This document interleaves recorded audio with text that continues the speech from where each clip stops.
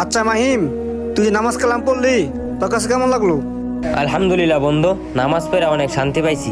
আচ্ছা শোন মাহিম, আমরা তো নামাজ কালাম পড়ছি, আমরা মুসলিম ভাইদেরকে আমি আর তুই যা চল আমাদের দাওয়াত দিয়ে আসি। আরে ভাই, আমি নামাজ পড়ছি আলহামদুলিল্লাহ। মাইন সেরে গেলে নামাজের দাওয়াত দিব, চল বাসায় যাই।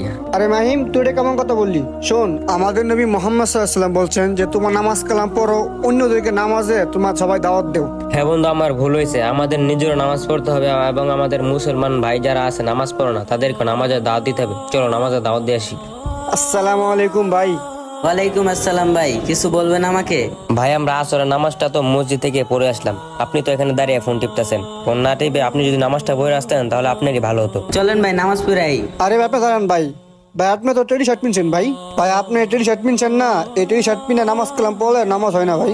আরে ভাই তুমি রাখো তো। আর তুমি এগুলা জামা কাপড় আর পরবা না, বুঝছো? বাসায় যায় জামা কাপড় চেঞ্জ কইরা নতুন জামা পরে মসজিদে চলে আসো নামাজ পড়তে।